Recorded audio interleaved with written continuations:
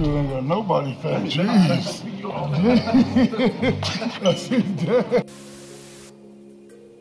Ngannou Francis, issu d'une famille pauvre d'Afrique, SDF à Paris et champion du monde aux États-Unis.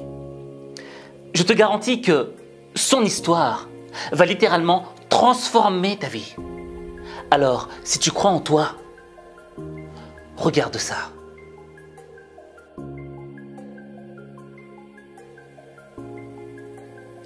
Francis Ngannou est né au Cameroun, dans un petit village. Il est issu d'une famille très peu aisée. À l'âge de 6 ans, ses parents divorcent. Et pendant le divorce de ses parents, justement, il est amené chez sa grand-mère. Sa grand-mère avait déjà d'autres enfants qui étaient déjà là. Mais ces autres enfants faisaient comprendre à Francis qu'il ne faisait pas partie de la famille. Ils l'ont rejeté. Ils n'ont pas voulu l'intégrer.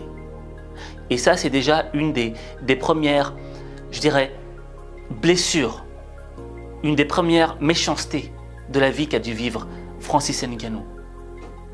Ensuite, il a été d'école en école. Et le fait de changer d'école a fait qu'il n'a pas pu vraiment s'intégrer avec ses camarades d'école. Il était toujours un petit peu rejeté, celui qu'on laisse au fond de la classe. J'ai grandi. Je suis né d'une famille très pauvre. On a toujours eu à manquer de tout. Toute mon enfance, je l'ai passé de gauche à droite et ça fait que j'ai jamais eu d'attache. À chaque fois, je devais passer une année scolaire dans un établissement et l'année prochaine, je devais le passer dans un autre. J'avais jamais d'amis, ni même de camarades de classe. Je pense que c'est ça qui a développé mon côté solitaire. Arrivé à l'adolescence, Francis se dit qu'il aimerait bien être architecte, parce qu'il aime bien les maths et il sent qu'il est capable de lire un plan. Ou bien avocat, parce que lorsque ses parents ont divorcé et qu'il a vu les honoraires d'avocat, il s'est dit « mais il y a moyen de se faire de l'argent et je pourrais au moins aider ma famille ». Mais c'est là que le bas blesse. Tu vois, Francis avait ses rêves là, mais il est très vite retombé sur terre. Parce qu'il a dû aller travailler dans les mines de sable. Travailler dans les mines de sable juste pour ramasser un salaire de misère afin de manger, afin de pouvoir aller à l'école. Et le temps passant, année après année, à force d'avoir travaillé dans ces mines de sable, il y a un moment où Francis se pose des questions. Il se pose des questions sur sa vie, sur où est-ce qu'il en est. Qu'en sera-t-il de son avenir s'il continue à travailler justement dans ces mines de sable? Une vie pas animée, pas ambitieuse, pas rien. Les gens, il y a certains, ils font ça à 20 ans, ils sont pareils. Et moi, ça me faisait peur. Surtout quand je voyais des plus âgés qui touchaient peut-être le même salaire que le jeune qui fait ça pour payer sa scolarité. Et ça me faisait paniquer. Je ne pouvais pas. Bref, à l'âge de 22 ans, Francis décide de partir dans la capitale économique du pays, Douala. Et il décide d'y faire de la boxe. Pourquoi la boxe? Eh bien, quand il était petit, un jour, il avait vu un poster de Rambo. Et tu sais, Rambo, il est hyper fort, hyper musclé. Et le petit, ça l'a inspiré. Et il s'est dit, je veux être fort, comme Rambo. Et au fur et à mesure, il a découvert la boxe, les sports de combat. Et il s'est dit, je veux être champion de boxe. Et c'est la raison pour laquelle il est parti dans la capitale économique du pays, Douala. Alors, au début, bon, il a 22 ans, donc les gens le disent, mais Francis, c'est un peu trop tard pour que tu deviennes champion du monde, tu vois. Les gens commencent très tôt, à l'âge de 10 ans, quand ils sont jeunes, et tu dois maîtriser les bases et les techniques. Non, Francis, vraiment, oublie, c'est impossible pour toi. Mais Francis décide d'y aller quand même, il est déterminé, tu vois. Et ça vaut mieux d'essayer plutôt que de retourner travailler dans les mines de sable. Alors, lors de ses premiers combats, Francis, il se fait déchirer. C'est normal. Les adversaires sont beaucoup plus expérimentés que lui, beaucoup plus rapides que lui. À 22 ans, commencer la boxe, c'était perdu d'avance. Surtout que j'étais déjà un poids lourd qui n'avait jamais fait du sport dans sa vie. Les gens ils disaient que j'étais fou, que j'avais perdu la tête. Le jour où j'ai mis les gants pour la première fois, les mecs en face de moi, ils étaient très rapides. J'arrivais pas à les toucher, ils me touchaient quand ils voulaient. J'ai compris que c'était pas gagné. Lors de mon premier combat, c'était difficile aussi. Parce que je me suis fait toucher au premier round. Il y a eu un clic dans ma tête. J'ai pris les choses en main. Tellement j'étais agressif, l'arbitre a dû arrêter le match. Mais il était évident que je devais quitter le Cameroun, aller autre part ailleurs où j'aurais plus de chances dans la bourse. Mais l'atmosphère pour Francis était trop négative. Tu vois ce que je veux dire? Tout le monde le regardait bizarrement. Les gens disaient mais tu n'y arriveras pas, ça ne sert à rien. Et Francis comprend que, en restant dans cet endroit, c'est vrai, il n'arrivera à rien. Et il est temps pour lui de partir, de découvrir un autre endroit où est-ce qu'il pourra peut-être réaliser son rêve. Et c'est là que commencent les galères.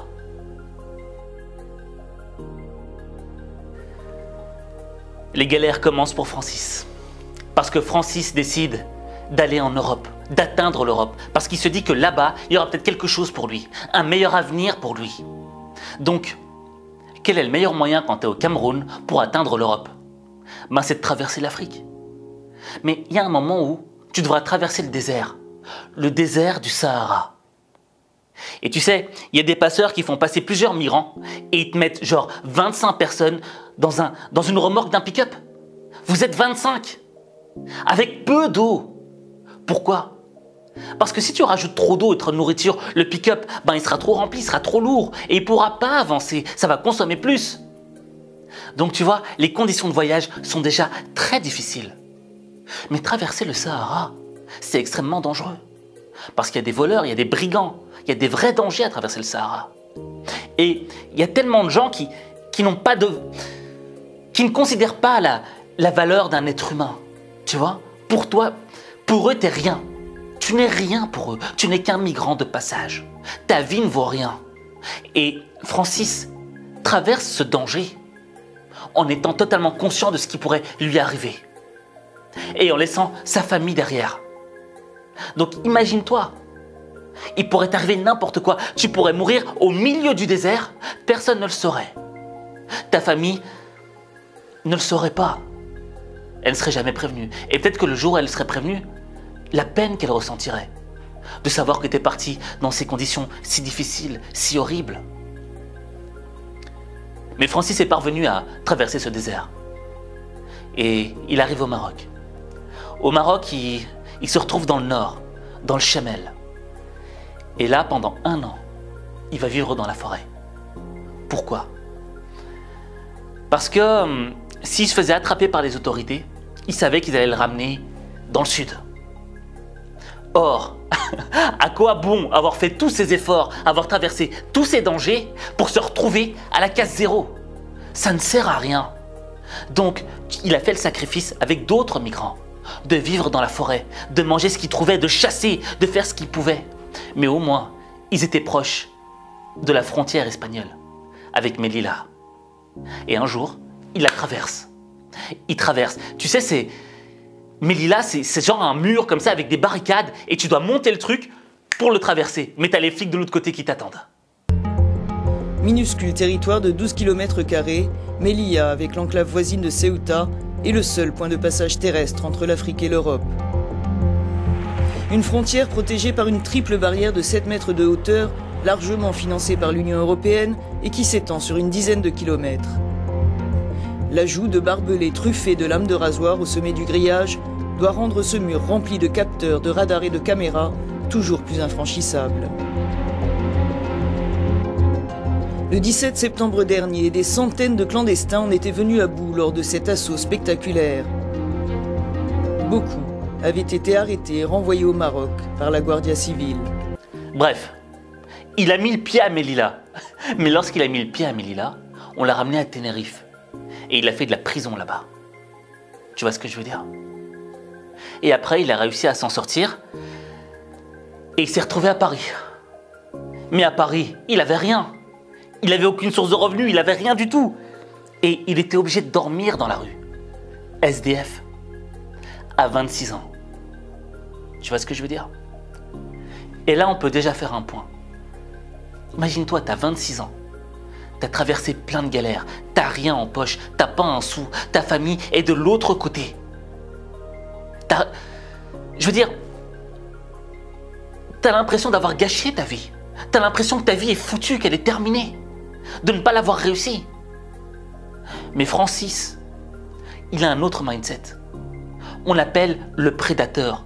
Pourquoi est-ce qu'on l'appelle le prédateur? Parce que, tu sais, dans la vie, on a deux choix. Soit on décide d'être une proie, soit on décide d'être un prédateur. La spécificité de la proie, c'est simplement de subir les choses, de subir le monde, de subir les attaques. Tu subis toute ta vie. Et parfois tu te plains. Francis, lui, il a décidé d'être un prédateur. Le prédateur, c'est quoi? Eh bien, je pense que la plus belle image du prédateur, c'est le loup. Parce qu'un loup, il est indépendant. Un loup, il ne demande rien à personne. Un loup, il compte sur lui-même. Et tu sais, je fais souvent ce parallèle entre le loup et le chien. Je sais pas si tu l'as remarqué, mais un chien, il attend qu'on lui donne la nourriture. Le chien, il attend qu'on le sorte avec la laisse. Le chien attend qu'on lui donne. Un loup, tu pourras jamais lui mettre une laisse. Un loup, il attend pas à ce que tu lui donnes à manger. Le loup chasse de par lui-même. Et ça, c'est le mindset du prédateur. C'est de se dire, je n'attends rien des autres, je compte sur moi-même parce que je suis responsable de ma vie, je suis responsable de mes rêves. Et tu sais, quand Francis arrive à Paris et qu'on lui dit, oui mais tu sais Francis, c'est pas facile ici à Paris, c'est dur, c'est pas ce que tu crois, c'est pas le paradis. Voici ce que répond Francis.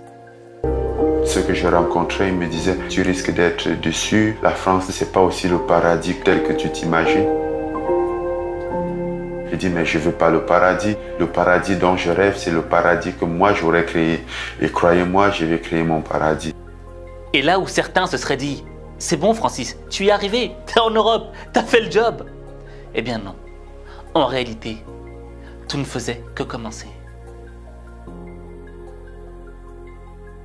Et donc, tu sais, quand Francis Ngannou arrive en France, à Paris, quelle est la première chose qu'il fait? Il cherche une salle de boxe. Parce qu'il a toujours ce rêve qui habite en lui, devenir champion de boxe. Alors il va chercher une salle, et il trouve une salle. Et là, il y a un moment, il y a un coach qui le regarde en train de boxer, et il voit ses mouvements, et il voit comment est-ce qu'il boxe. Et à un moment, il lui dit, mais Francis, tu devrais faire du MMA. Ça correspond plus à ton style. Et Francis, qu'est-ce qu'il répond? Ouais, d'accord, je le fais. Même s'il ne savait pas c'était quoi du MMA. Il ne savait pas c'était quoi du MMA. Mais il devait saisir l'opportunité. Tu vois ce que je veux dire? Quand t'as rien, tu dois saisir chaque opportunité comme si c'était la dernière. Et il l'a saisi. Et il s'avère que Francis Ngannou, c'est un homme qui a une force physique, une force athlétique exceptionnelle, au-dessus de la normale. Tu vois ce que je veux dire? Et ça, c'est important. Je veux dire que, tu sais, chaque personne dans ce monde a reçu un don. Chaque personne dans ce monde a un trésor au fond de soi. Toi, moi, Francis, on a tous reçu un don. D'accord? Francis, il savait le don qu'il avait reçu. Il a reçu une force exceptionnelle. Une force qui lui permettrait d'atteindre justement plusieurs types de sports de combat. Connaissant ce don, il a décidé de le développer, de l'utiliser. Parce que ça ne suffit pas d'avoir un talent. Il faut le travailler ensuite. Et Francis Ngannou, il s'est donné corps et âme pour s'améliorer, pour devenir meilleur. Jusqu'à un jour, atteindre la reine des compétitions du MMA, c'est-à-dire l'UFC.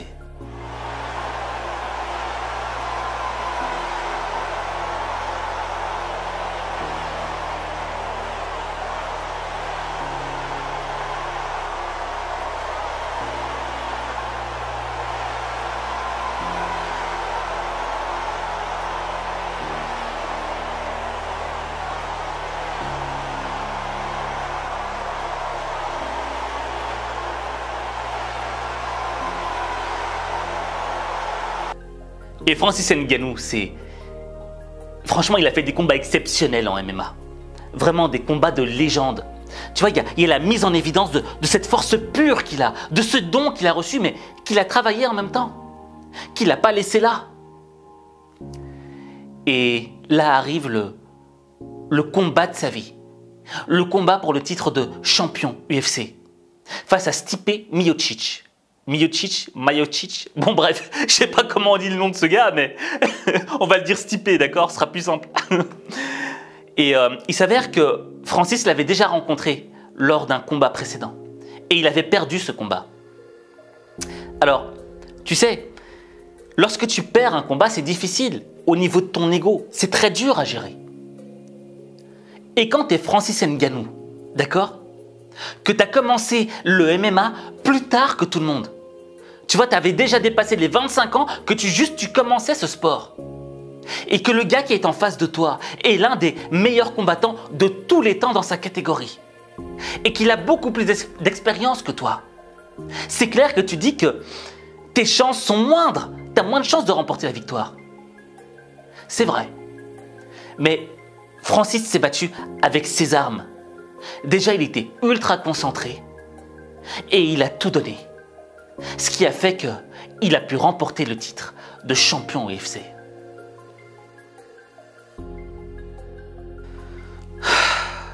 Bon, moi je vais t'avouer que quand j'ai découvert l'histoire de Francis Ngannou, j'avais grave honte. J'avais grave honte de moi-même. Pourquoi? Parce que, tu vois, je me plains beaucoup parfois. Et je me plains pour des choses qui sont tellement débiles quand je vois ce qu'a traversé cet homme. Quand je vois comment cet homme a sacrifié sa vie, comment est-ce qu'il a traversé des dangers, des vraies galères. Ce qu'a vécu Francis par rapport à moi ou par rapport peut-être à toi, c'est rien. Tu vois ce que je veux dire? Et l'idée c'est quoi? C'est pas de te culpabiliser. C'est pas de te dire non, t'as pas le droit de te plaindre, etc. Mais si tu veux avoir le mindset du prédateur, le mental du prédateur, comme Francis, je pense que la première idée que tu dois te poser, la première question que tu dois te poser, c'est de te dire: est-ce que c'est vraiment insurmontable? Est-ce que cette épreuve, est-ce que cette chose qui me dérange dans ma vie est insurmontable? Non. Rien n'est insurmontable dans la vie. Tu peux tout surmonter. Regarde Francis.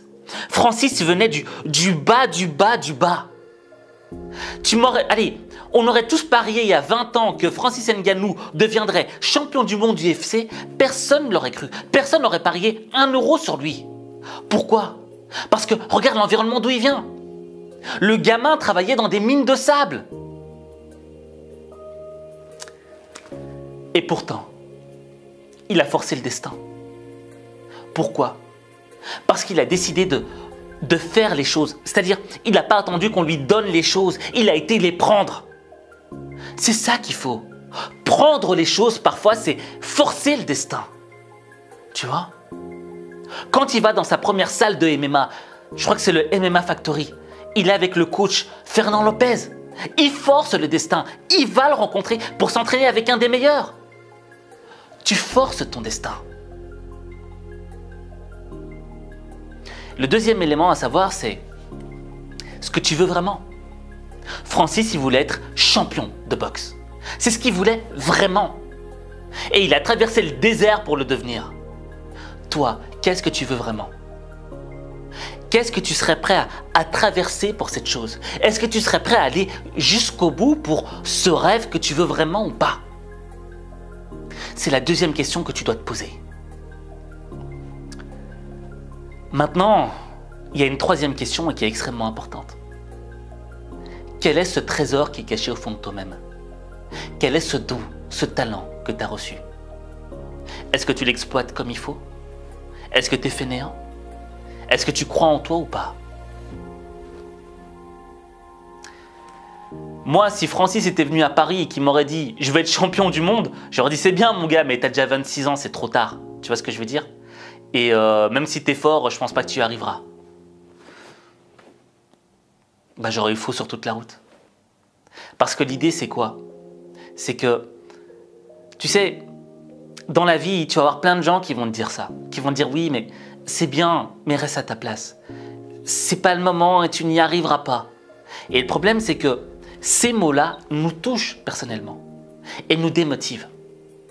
Quand on nous dit qu'on n'y arrivera pas, eh bien, inconsciemment, on y croit un peu. On croit un peu qu'on n'y arrivera pas. Et à force de l'entendre, eh bien, toutes ces phrases s'additionnent les unes aux autres pour peser sur notre morale et briser notre motivation. Et on n'a plus envie de le faire parce qu'on ne croit plus en nous. Et d'échec en échec, à force de goûter l'échec, à force de goûter les galères, on n'en a plus envie. C'est humain. Mais il y a des fois, il faut aller au-delà de l'humain. Aller au-delà de l'humain, c'est de se dépasser. Quand on n'a plus de force, quand on n'a plus d'énergie, on essaye quand même. On donne tout ce qu'on peut. C'est ça être un champion. Un champion, c'est pas être un humain comme un autre. Un champion, c'est quelqu'un qui donne plus que ce qu'il ne peut donner. Pourquoi? Parce qu'il se bat pour un rêve, pour quelque chose qui le dépasse. Et quand tu te bats pour quelque chose qui est plus grand que toi, qui te dépasse, mais qui te tient à cœur, il y a un moment où personne ne peut t'arrêter. Mais pour ça, il faut y croire. Il faut d'abord croire en toi. C'est le premier élément. Parce que ta vie, il n'y a que toi qui peut la changer. Il n'y a que toi.